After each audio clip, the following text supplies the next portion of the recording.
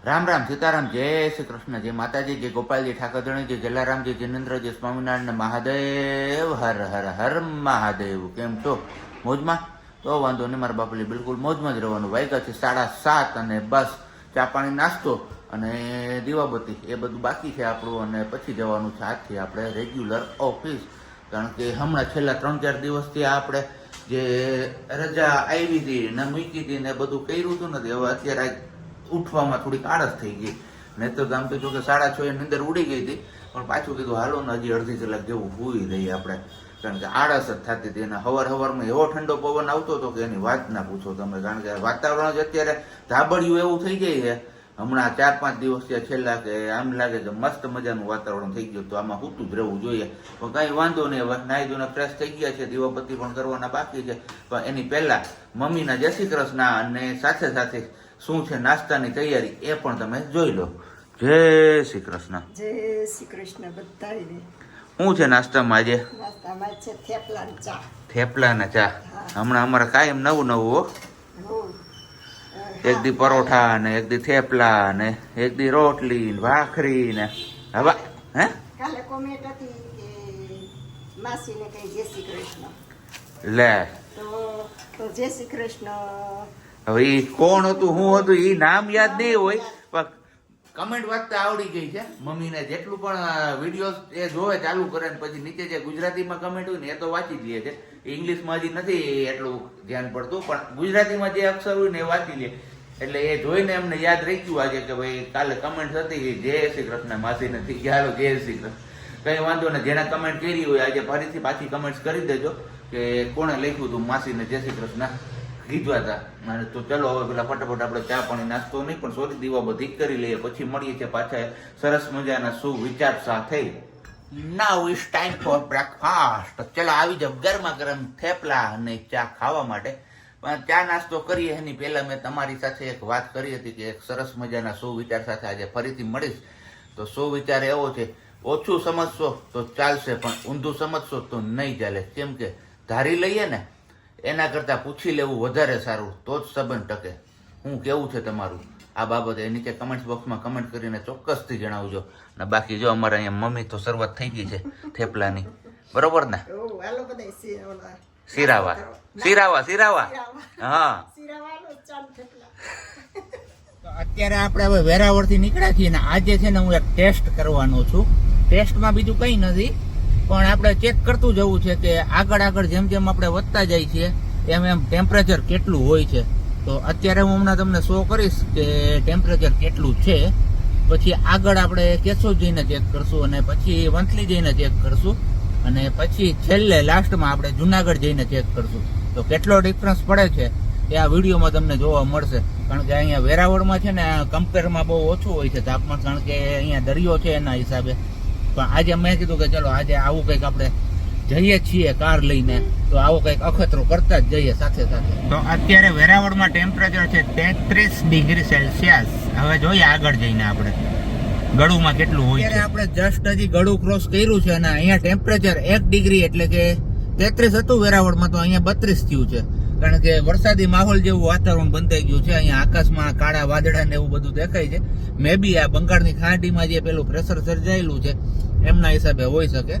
તો થોડીક આંશિક રાહત કહી શકાય અહીંયા. હવે જોઈએ છીએ આગળ કેશોદમાં કેટલો પારો રહે છે, અને પછી જુનાગઢમાં. વાતાવરણ કંઈક આવું છે અત્યારે, મસ્ત મજાનું. તડકો નથી એટલે મજા આવે છે.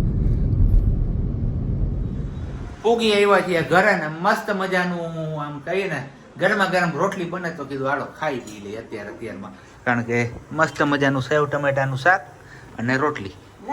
તો એવું જ દેખાય. શું છે? દાળ છે.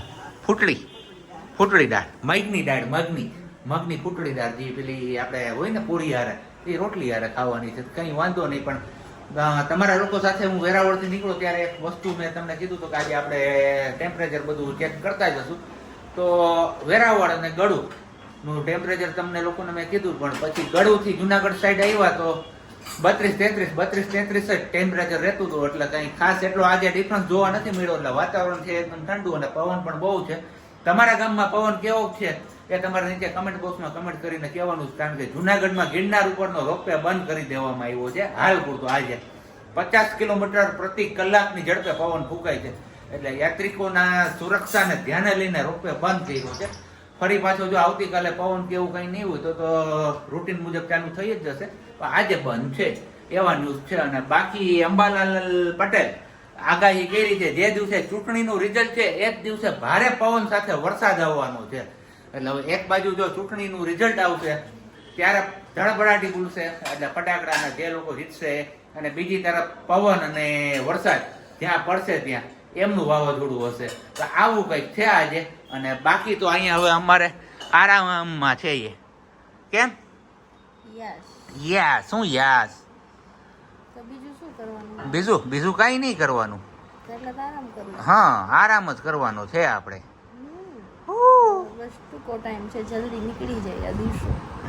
બસ નીકળી જાય. પવન બહુ મસ્ત મજાનું છે, જોરદાર. ગરમી થાય એવું નથી કીધું, એ રીતના વાતાવરણ એકદમ થઈ ગયું છે ઠંડુ. અને હવે જવાનું છે આપણે માર્કેટમાં, કારણ કે થોડુંક શાકભાજી ને એવું બધું લેવાનું હતું એ લેતા આવીએ, અને દૂધ ને એવું બધું લેવાનું છે, કપડાં આપવા જવાના છે ને એ બધું કરતા આવીએ ફટાફટ, અને પાછા ઘરે આવીને આપણે મળીએ છીએ. હાલો તો હવે જઈએ માર્કેટમાં ને શાકભાજી પણ લઈ લઈએ આપણે. ટ્રાફિક નથી, મજા આવશે. આપણે આવ્યા છીએ પટેલમાં, કારણ કે થોડુંક કરિયાણું પણ લેવાનું છે. પેલા કરિયાણું લઈ લઈએ, શાકભાજી ને એવું બધું લઈને આપણે આવી ગયા ઘરે. ને હવે બસ ફરીથી પાછી રોટલી પાછી બને છે ગરમા ગરમ, કારણ કે આવ્યા હતા ત્યારે થોડીક એવી ભૂખ હતી તો 2-3 રોટલી ખાઈને પછી પાછું કીધું હાલો હવે હાંજના જમે એ પાછું ભરપેટ જમી લેવું, કારણ કે હમણાં ખબર નથી પડતી. સાંજે જમ્યા હોય ને તો મોડી રાત્રે પાછી ભૂખ લાગે, એટલે 11-11:30 પાછું કંઈક ખાવું પડે. પણ સુઈ ગયા હોય પછી પાછું 1:30-1:30 નીંદર ઉડી જાય, ત્યાં પાછી ભૂખ લાગે. ખબર નથી પડતી કે ભૂખ ફૂંકામે લાગે છે, પણ ખાવું પડે છે. એટલે કીધું કઈ વાંધો ને, પાછું હજી બીજો રાઉન્ડ મારી દઈએ ને પછી જોઈએ છે ત્રીજો રાઉન્ડ ક્યારે આવે છે. તો તમારે કોઈને વારું પાણી કરવાની ઈચ્છા હોય તો આવી જાવ, કારણ કે મસ્ત મજાની મગની કૂટડી દાળ છે, હારે છે ગરમા ગરમ રોટલી અને કેરીનો રસ. અને અથાણામાં તો ખબર જ છે આપણે, તમે વિડીયોમાં જોયું જ હશે કે ક્યાં ક્યાં અથાણા બનાવ્યો છે, એમાંથી કોઈ પણ એક અથાણું આજે ઉપાડી લેશું આપણે. બીજું હું હે કા નો ખવાય, ખાતા ના હોય એટલે ખાવું તમારે એમ નવું લાગે. નવું લાગે એમ તો હું રોટલી પહેલી વાર ખાવું, નવું ન લાગે તને? પહેલી વાર તો નથી ખાતા, રોટલી તો કરીને દેતી એમ. હા તો હમણાં હું બેડ પર છું, એટલો ટાઈમ ત્યાં નથી મળી એટલે મમ્મી બનાવી દે. જોઈ લે આ એલા એકની વાહે એક ફ્રી. તો મમ્મી પહેલું એને ડબકું તો મૂકવું જ પડે. મમ્મી પહેલું છતી કરી છે, પહેલું. તમારે હે ને પહેલું સતી ન કરવી હોય એવી બધાયની સામે.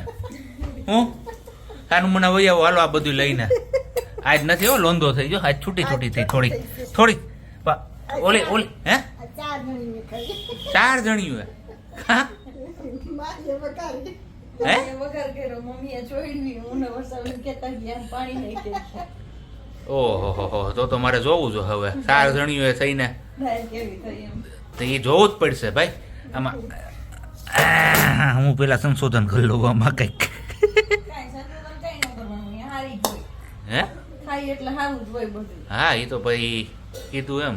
અમારી કોમેન્ટ આવે જ છે પછી હું ધવલભાઈ ખાવામાં બહુ ઓલા છે, તો મને ખબર છે ઓલા છે, પણ હવે શું કરું, ઓટાણે તો સરખાએ નકુસામાં આંગળી હલવાની છે એટલે હાલે છે. જી દ્યો એ ખાઈએ, ક્યારેક ખાઈ પાડે ને ક્યારેક ના પાડે, નો મન હોય તો ના પાડે.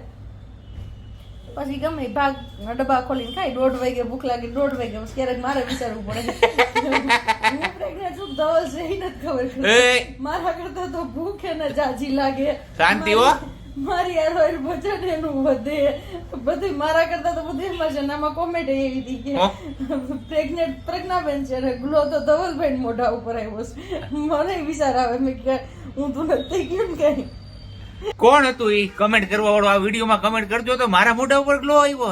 આ હું હાવ કાળો પડી ગયો, જોવો તો ખરા યાર, કાળો પડી ગયો. કાઈ છે ને ગ્લો ધવલભાઈ ના મોઢા ઉપર કરે છે કે અહીં છે ભાઈ.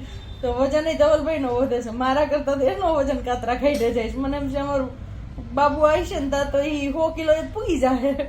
ના ગટર નાખવો ન. હાચો ને મમ્મી, ગટર નાખવો અમારે. ગટર નાખો કેમ ઘટ છે? હે કેમ ઘટ? બસ રાતે નહીં ખાવું મોડેક થી, બાકી જે ખાવાનું છે એ ખાઈ. રાતે મોડેક થી નહીં ખાવાનું નથી મૂકી શકો એમ. એમાં તમે એમ કે એક દી તો કહેતા હતા કે મારે છે ને એક ટાઈમ ખાવાનું કરી નાખવું, પણ બપોર થઈને કે મમ્મી આજે હું બનાવ્યું ખાવાનું. ઘરે જાવ હોય તો કે દાળ ભાત કરો તો પછી એમ થોડું વજન ઘટે. એ તો દાળ ભાત એટલે અઠવાડિયામાં એકવાર નો ખાવો મારે. તો દાળ ભાત ની હારે પછી રોટલી ને બધું કેટલું ખાવ?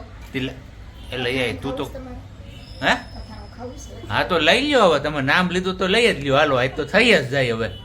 હે ઈ તો વાત છે, કોઈ દી ખાતા નથી. નહીં જોરી અથાણાની ભાઈ છે પડ્યું છે માણા આવી પાછળ પડી ગયું છે અથાણાની. માણા શું કોક દીક તો ઈચ્છા થાય કે ન થાય તમે બધે કમેન્ટ કરીને કહેજો. આ નો ખાતો હોય તો એ વાંધો ને ખાવતો હોય વાંધો. મારે કઈ લાઈન પકડવી ની મને નથી ખબર પડતી આમાં. ના મારે પાપડ તો હાવ નથી ખાવો. હા પાછા હા તમે પાપડ શેકી દે ને તો અહીંયા પાછું નવું ચાલુ થાય. શેકેલો નહીં, તરેલો દે તો ખાય. તરેલો દ્યો લ્યો હાઈડે એ કાંગરા કાઢે જાવ. એમની હારું માણા છે ઈ મમ્મી. હાવ એને અહીંયા જેવું તેવું તો હાલે એમ નથી. મને ખબર હોય ને હાસવું સુધી. અટાણે તો જો કે દવલ બી મને હાચવે છે એટલે હું કઈ નહીં બોલું વધારે, પણ બસ જસ્ટ મજાક, બે ઘડી મૂડ ફ્રેશ કરવા માટે. શું કે 4 જણાની બનાવેલી દાળ સારી છે. ટકો જ દેખાય છે હું શું જોવા. મસ્ત મજાની ખાટી મીઠી તોરી. પૂરી ન હોય કઈ, દાળ રોટલી અથાણું ફાઇનલી નથી હો. મેં એના હાટુથી જ વિડીયો બનાવ્યો હતો. કહ્યું ન તમારે બધા નામે કહેતા હતા ને અથાણું અથાણું અથાણું અથાણું. મમ્મીને બે બેસી ગયા છે વિયારા પાણી કરવા માટે. કેમ મમ્મી? મમ્મી પાસે ઓનલી રસ રોટલી અને શું છે ભાજી, બપોરની ભાજી. અને અહીંયા છે આ આજ તો રૂપાડા લાગો છો તમે. એમ કેમ છે? Pregnancy flow